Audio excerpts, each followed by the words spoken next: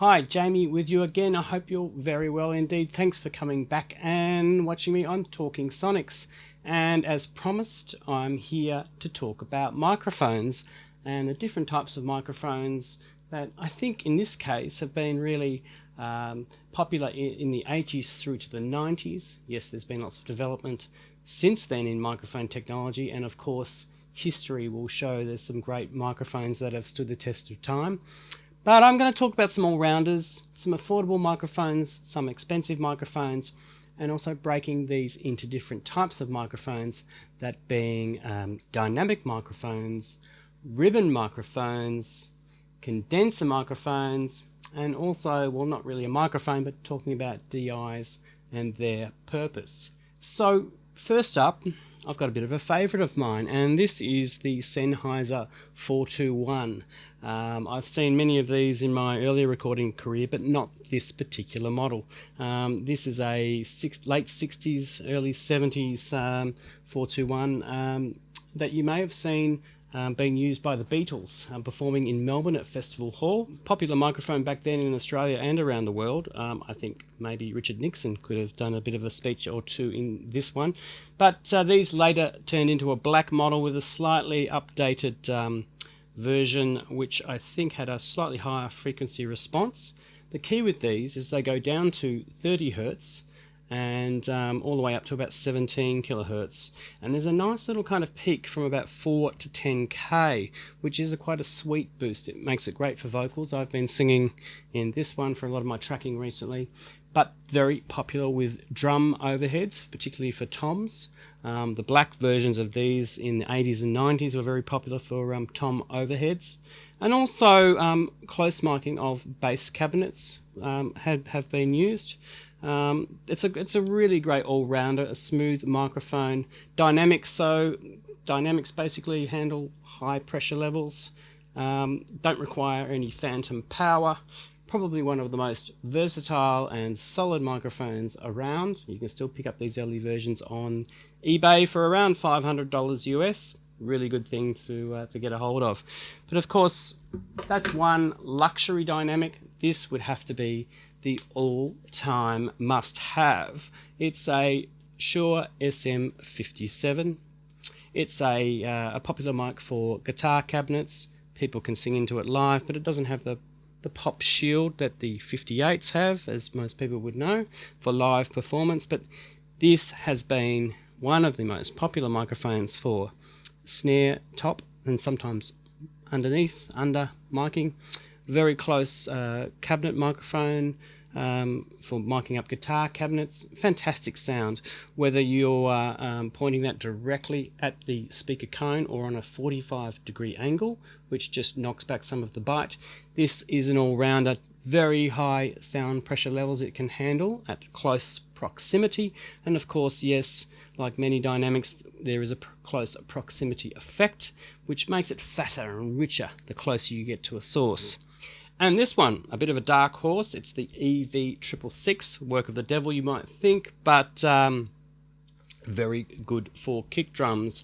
It has a very round top end for kick drum, and picks up very low subsonic frequencies. And I quite like this. In the 80s, a microphone that was similar in sound to this, but with a brighter top end, was the Bayer M88, a very popular dynamic for bright kick drum microphones. But of course, we're getting into a world where people now like darker, smoother, more natural sounds, which is in a way the opposite of one of these. And this is the Egg, the AKG D112. It has a bit of a peak frequency boost around 4K, which makes quite a clicky or clacky sound. It brings out the beta head sound of a kick drum, commonly used mostly for a kick drum. Some people might like to sing in these, maybe a male voice, but I wouldn't advise. Maybe if you're going to do that, some of the earlier AKG microphones, the classics, the D30s, D60s. So that's dynamic microphones. And I can move on, I guess, now to condensers or large diaphragm condenser microphones. Powered, so you need a 48 volt phantom power rail either in your console or in your mic preamplifier, or another little box that will provide that power for you. Very sensitive, and I guess the thing with the larger diaphragms in these microphones is lower end, and because a large diaphragm, a slower movement of that diaphragm, so maybe sort of gushier or slower in transient response for high frequencies, but doing a nice job of picking up low frequencies. So classic microphone, in this case this is my modified NT1 Rode microphone, modified by OPR, Open Plan Recording in Melbourne.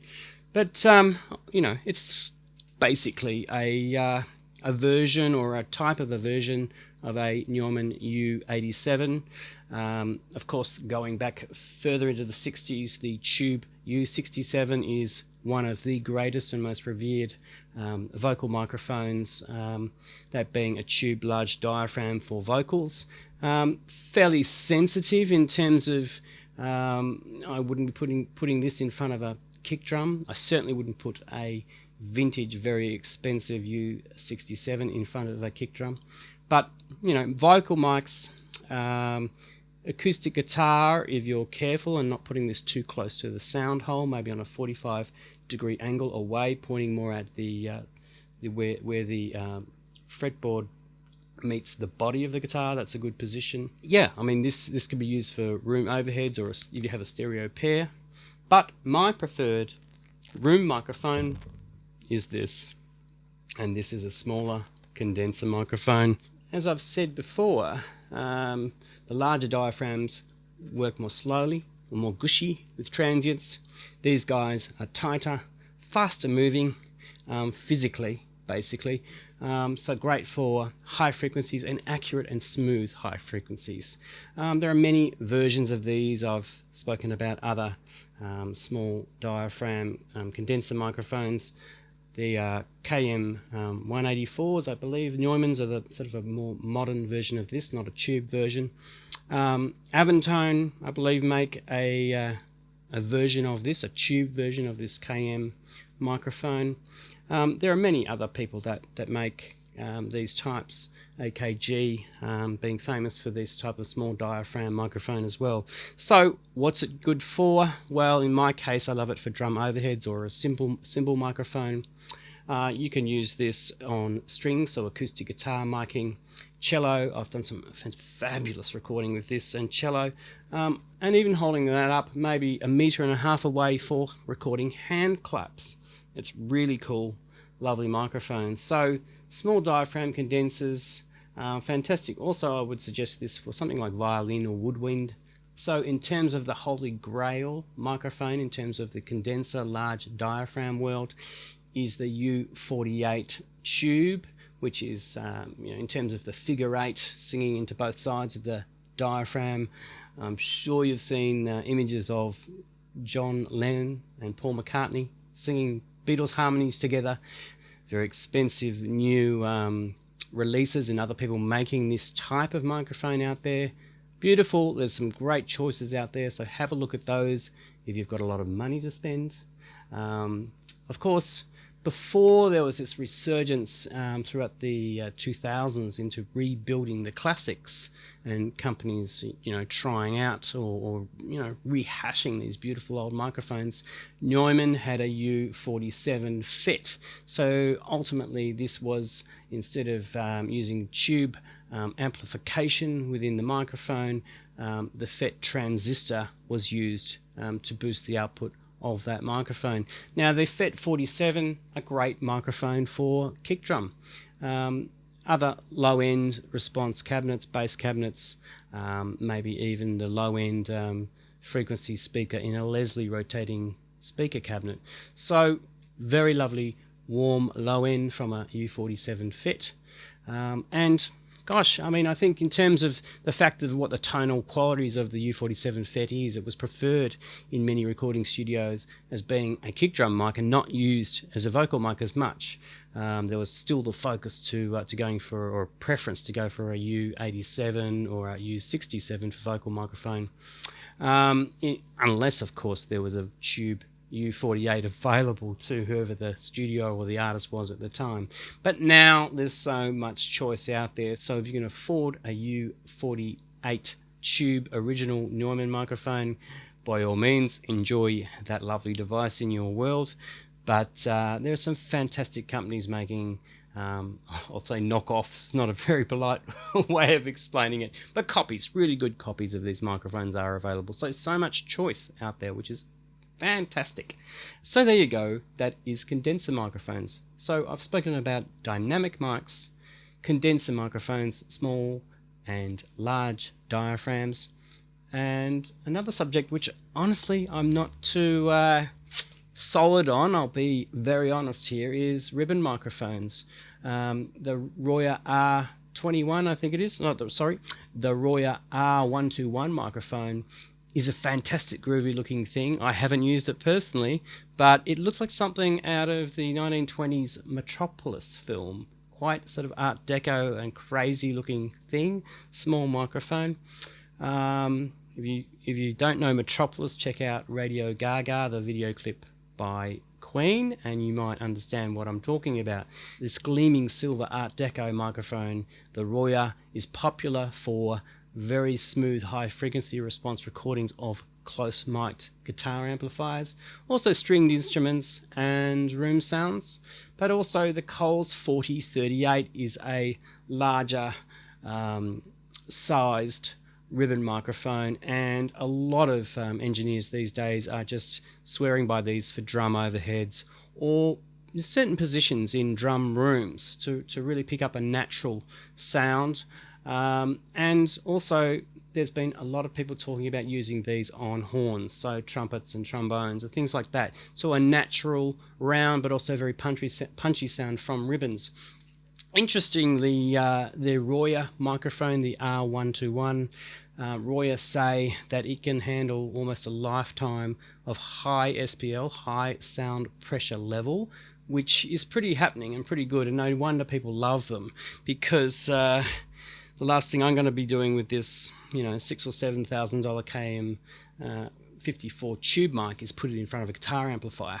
It has a very sensitive diaphragm, and if it breaks, it cannot be replaced. So yeah, the Roya mics, certainly a popular and decent one to have as an all-rounder, and the Coles ribbon as well. So think about those as being in your mic kit as some fantastic all-rounders. Also the Coles 4038, I'm told, is fantastic on acoustic guitar. So think of that maybe as the large diaphragm ribbon, or larger, I guess like a larger diaphragm condenser, and think of the Roya microphone as a smaller diaphragm condenser in that sort of light, if you know what I mean. So I said I was going to talk about DI boxes, and no, these are not microphones, but they are relevant in terms of building a mic kit for your home studio.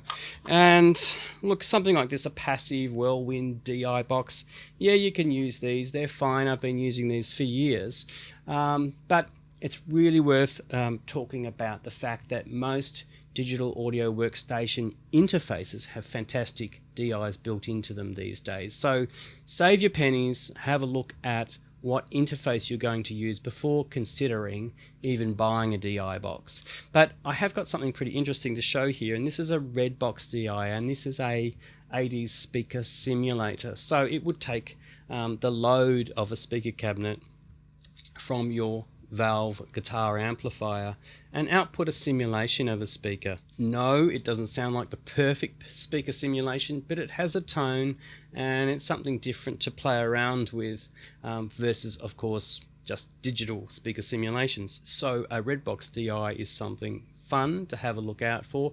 And of course there are other simulators, of course the Sans amps, or the original Sans amp pedals, are fantastic. Not so much a DI in terms of taking the load of a speaker cabinet, but there are other people making such a device, so really good to have in your mic kit. So this is only a handful of microphones that are available to you, whether you're buying new or finding them secondhand.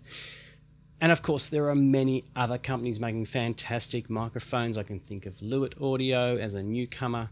I can think of Aventone.